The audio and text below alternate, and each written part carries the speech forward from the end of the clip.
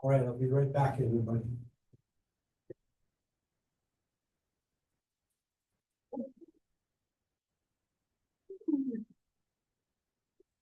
All right, I want to thank you all for being here.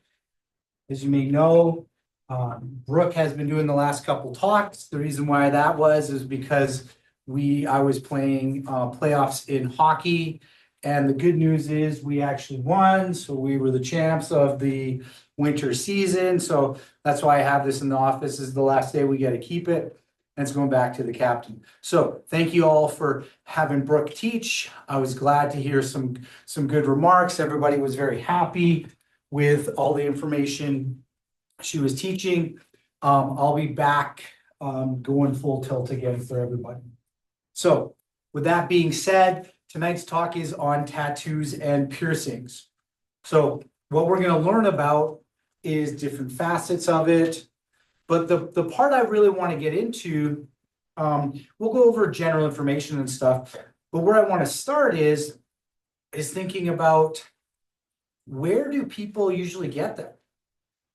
So I just wanted you guys to say, where have you seen tattoos? And I'll start with where I've seen them. So we see a lot of people, they get them on their low back. I've seen some people will get them on the side of their neck. Any other areas you guys have seen? On their arms. So we're saying on the arms. How about you, Riley? Anywhere you've seen? Shoulder. I see a lot of shoulder. I see a lot of legs. So shoulder and legs are other ones that we're hearing. Someone says legs, arms, back, shoulder, legs. Okay, neck. So what we want to look at is, and this is interesting, why did the person get the tattoo there? And that's what I wanted to bring up, is this is actually a brain stimulation. So when people get it done, it will actually stimulate their brain and can help them with different areas.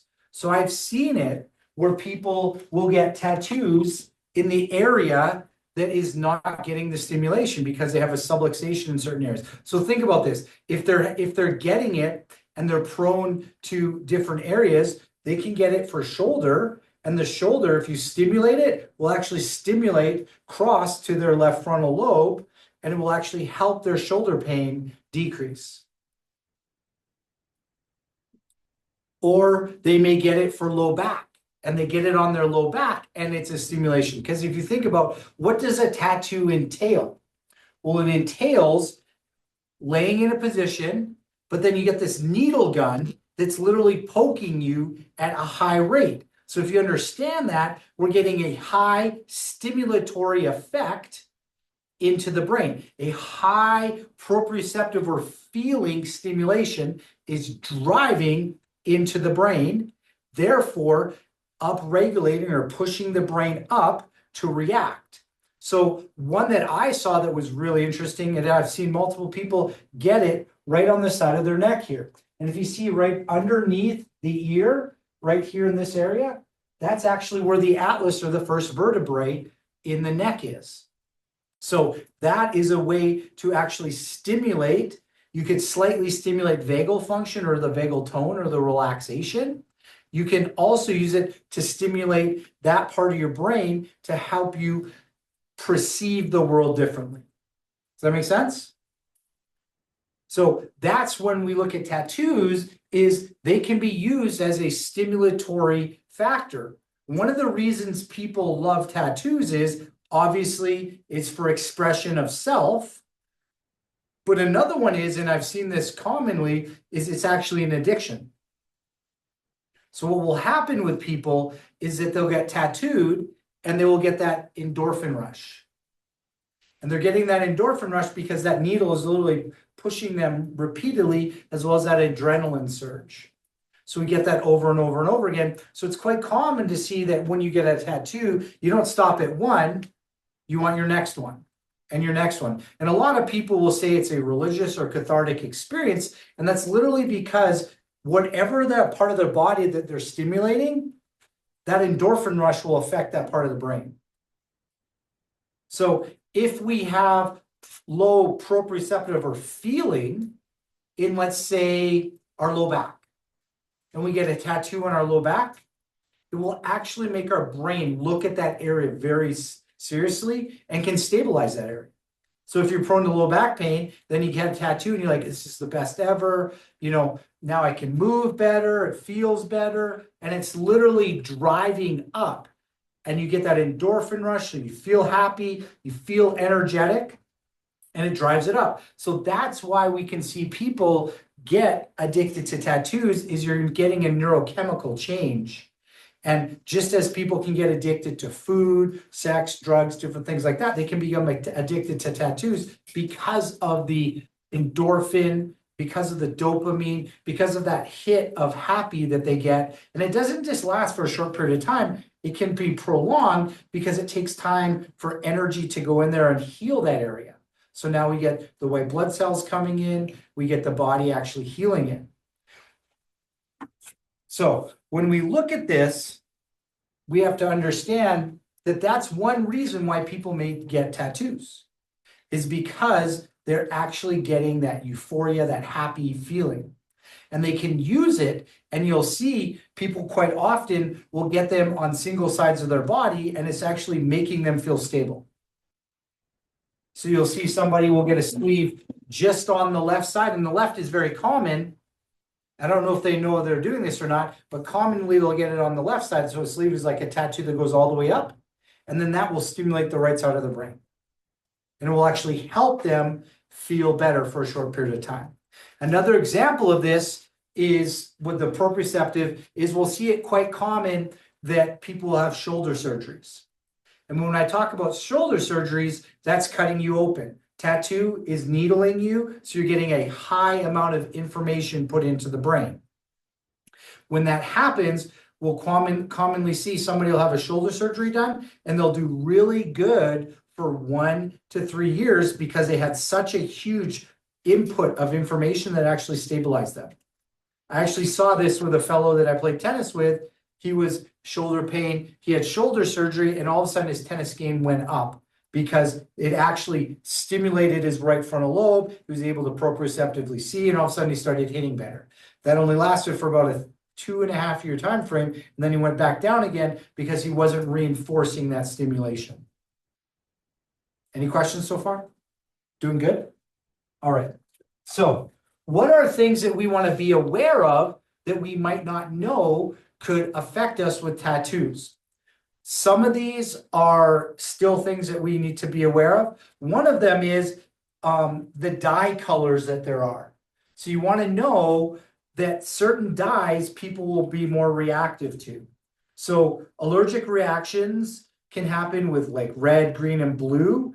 But the worst one is actually red. The red dye you can react to.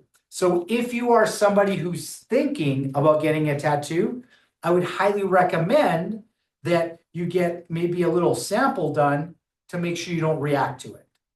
Put it somewhere so, you know, a couple dots of the colors that you're going to use so you don't react. Because something that a lot of people are aware of is you can have an allergic reaction to it. You can literally get an autoimmune because you're attacking the dye in the tattoo. So we want to make sure that we're not going to be reacting to it. So my recommendation is if you are thinking of doing it, definitely get a little sample. Go, can you put a little red, a little blue, a little black somewhere, just in a triangle or whatever, circle, just to try it out to see if your body reacts. If you have an autoimmune, say you have arthritis, say you have Crohn's, say you have, there's various Hashimoto's or whatever, I would highly recommend that you try the ink out first before you move on and getting a full tattoo, because you could get a full-blown autoimmune reaction to that part of your body because your body could literally start attacking. So be aware of the fact that the tattoo is a foreign substance and your body will see and treat it that like, so we can get a reaction to that.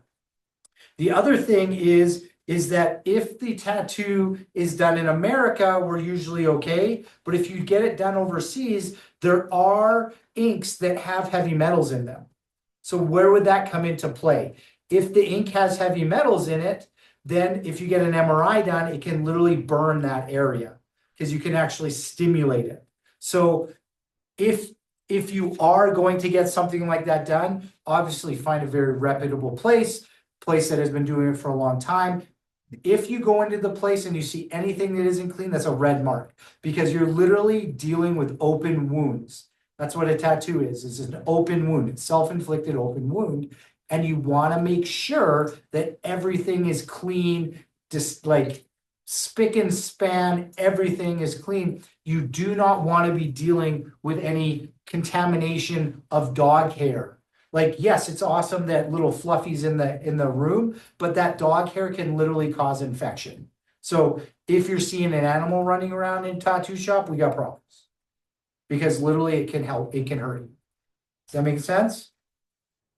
So we obviously want to make sure that cleanliness is important in the space that they're making sure that they're not reusing needles, that they're using specific cleanliness practices. That would be one of the big ones that I would look at. The other one, as I said earlier, treat the tattoo as if it's an open wound or like a burn. And if you treat it that way, you understand that you're going to take care of it the right way. So if you have a large tattoo done, understand you have a large open wound and it can easily get infected. So taking care of it as if you have a bad sunburn or as if you have a big problem is extremely important. Because that's the way that you're going to be able to make sure that it doesn't scar. It doesn't get infected, because that will make your body start reacting to that area. And that's how you can get into an autoimmune or an immune reaction. Any questions? You good? I've heard that they have heavy metals and there's all kind of bad stuff in them. So the statement is, we've heard that there are heavy metals and different adjunctive additives in the different inks. One of the ones that I'm seeing recently is they're having stuff like 3D tattoos, and they're having glow in the dark tattoos, white ones.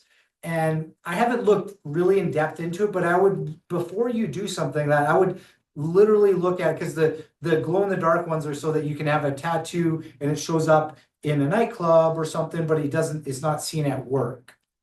I would really look in depth at that, because I would want to see what the material is and see if it's not toxic. And I'm really suspicious of a tattoo that glows in the dark not being toxic. So I'm saying it's probably toxic. I would want to know all the components in it. So you want to look at this and know, are you doing your due diligence? Is everything okay? So when we look at this, we go, okay, we're taking it, it's helping us. Now, what are some positive things that the tattoo can actually help with? So when you actually put in a lot of micro trauma, and that's what the tattoo is, into the body, that can actually stimulate your immune system. So it can stimulate your immunoglobulins A, which can help with colds, flus, parasites, and so forth. And it can help you boost the response. It can also help with balancing cortisol. So I'm not telling you, don't say, Dr. Josh said that I have cortisol issues, so I got to go get a tattoo, mom, dad, or wife, or husband. That's not what I'm saying. What I'm telling you is that when you do get the tattoo, it's going to really spike your cortisol for a long period of time, which can help your body actually balance the rhythm of it. And if you're not aware, cortisol and melatonin go hand in hand. So when you have cortisol, I did it backwards. Okay, so cortisol is supposed to start high and then go low. So this is your cortisol. And your melatonin starts low and goes high. Literally, your cortisol level will dictate how easy it is for you to go to sleep. So if you start high and then drop low, then you're going to sleep okay. But if you start high, come down, spike up and down, it will change your melatonin levels, because they have an inverse relationship, and it will literally affect your sleep. So there are ways to reset it. There's a car reset that you can do. if you're interested, ask me, and I can actually teach you how to reset it. It's really good if you are a thyroid body type to do the car reset to get your cortisol. If you have sleep issues, ask me and I can teach you it. But it's a way to help you reset the cortisol levels and melatonin levels.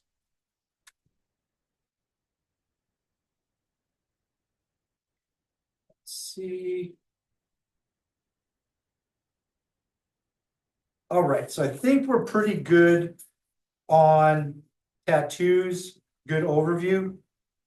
Now what we're going to do is go into piercings. And some of the things that people say with piercings is interesting because they're actually true. So a lot of it, you're like, really? But some of it is actually true. So there is a point in your ear that through acupuncture has been proven to increase seeing, hearing, smelling. So this is called the master sensory point. And that point is located right in the middle of the dangly part of your ear. Now, have any of us seen people with gauges? Those things that go in the ear and they open it up? That's literally stimulating that acupuncture point. So when they say, yeah, I'm using it to open up my sense, I'm using it to have better expression, they're not actually wrong. It will actually help you see the world differently because you can see, smell, hear the world differently. You'll actually heighten it. Now, am I saying this is the only way you can do it? No, there are other ways we can just laser it and you'll get the same result, or auricular therapy, but they are not wrong when they're using those big gauges to actually push out that area because you're actually stimulating that acupuncture meridian, which will then upregulate smell, see, hear, master sensory point. Now, what we do want to look at with piercings, and this again, some people are aware of and some are not. This one is not as severe though, because it's something we can remove.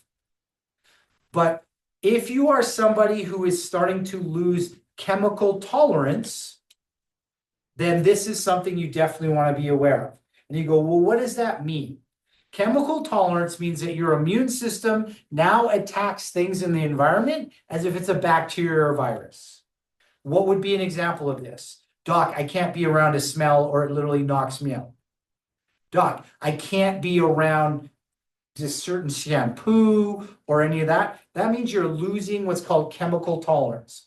This tells me your frontal lobe is fatiguing. The frontal lobe is what runs the immune system. If your frontal lobe is fatiguing, then your immune system will start reacting to the environment. What's supposed to happen is your immune system is supposed to be balanced and not overreactive. If it's overreactive, that means you're pushing too much to one side of the immune system or the other. And I'll get into this.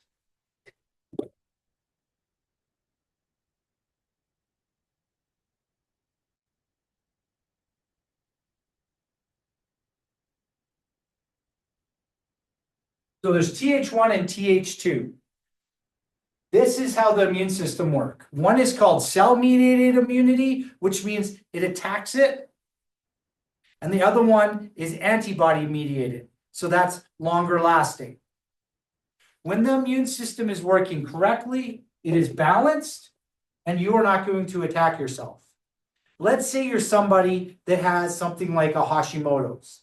What will happen is it'll actually tip, and you'll become stronger on one side than the other, and then you're prone to attacking yourself.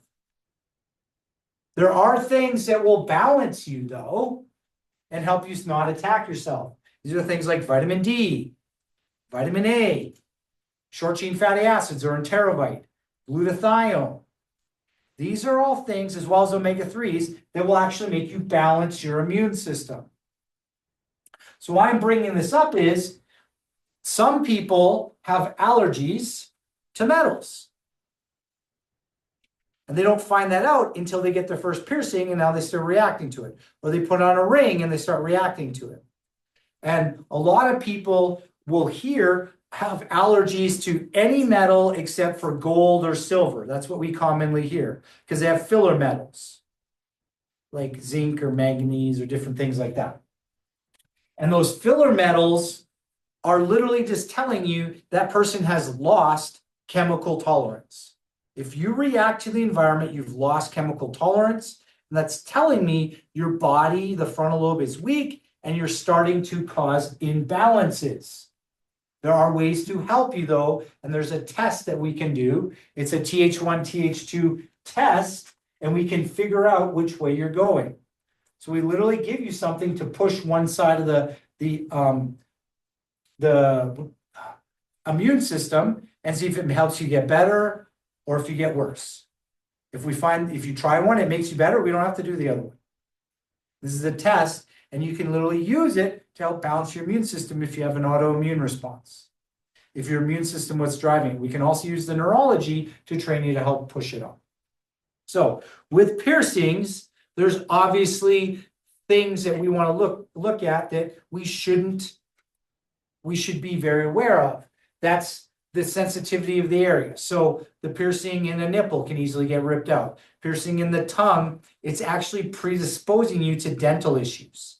And you go, why? And it's actually because the ring will actually hit your dental, will hit your teeth, and can actually start chipping away at it. So of all the piercings, the one that is most detrimental to you is the one in your mouth. The one in your mouth can predispose you to gum issues, gingivitis issues like that. They can literally drive you towards heart disease and so forth like that. So I'm not sure if you're aware, one of the #1 causes of heart disease is actually gum problems. So if your gums are bleeding all the time, it means you have infection, and then infection can literally spread to your heart, and that can lead to heart attacks. So that's why the dentist will, if you have a really good one, we'll talk about gum health is literally correlated to heart health. So this is like nickel a lot of people rely on that can cause them to be reactive. Back to the piercing.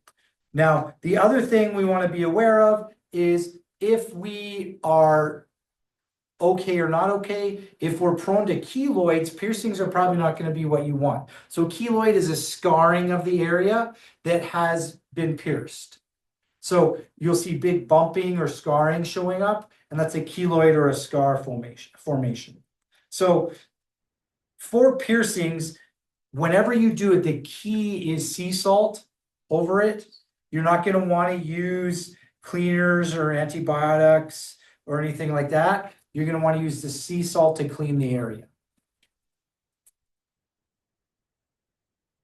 All right, so we looked at this, we looked at piercings, we looked at tattoos, we saw that we can be using them for different things. There are different areas that you will see. The most interesting one that I learned about, and this is where auricular therapy actually came from, was that there was a doctor in France, and his patient came in with low back pain. And then he came back 3 months later and said, "How's the low back pain?" And the guy said, "I'm fine. I got my ear burnt right here and the pain went away." And so what they found out is he went through and he looked at all the ear points, is that different parts of the ear actually correlate to different parts of the spine and different parts of the body. And what they found is that if they burn the ear right where the low back is, it can make low back pain go away. So a lot of people actually get pierced in that area and inadvertently make that area not have discomfort or pain. So that is, if you are, say somebody, this is the only time I'd probably recommend it, say you're somebody with like a spina bifida or a fracture of the low back, it's called a pars defect.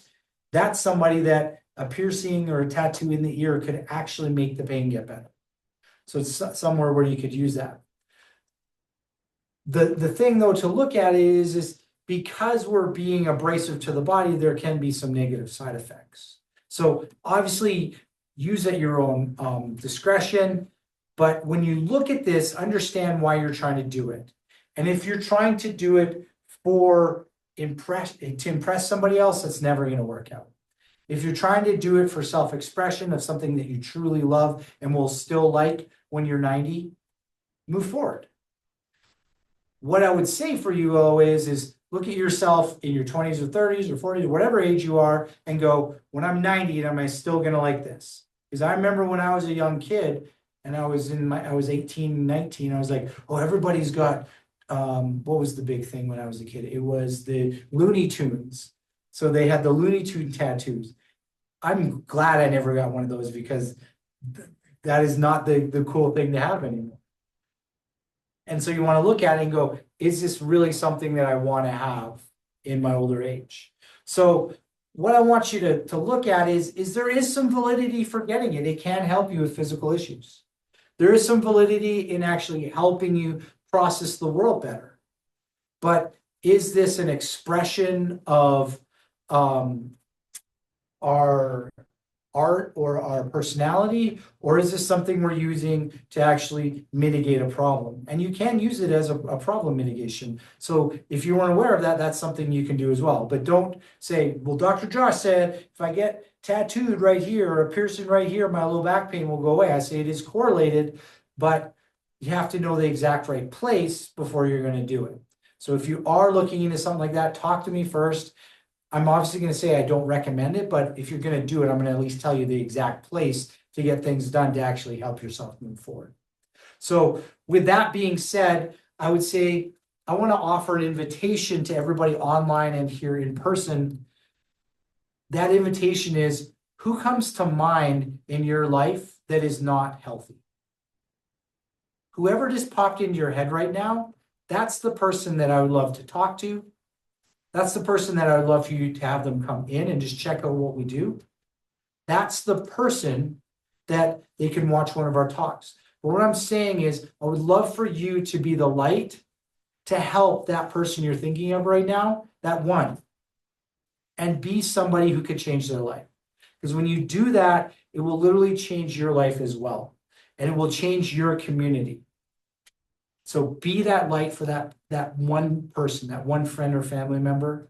Take the chance. And if there's anything I can do to help them, call them, speak them. I'm open and willing to do that. Just let me know what I can do for your friends and family. And thank you. Have a blessed night.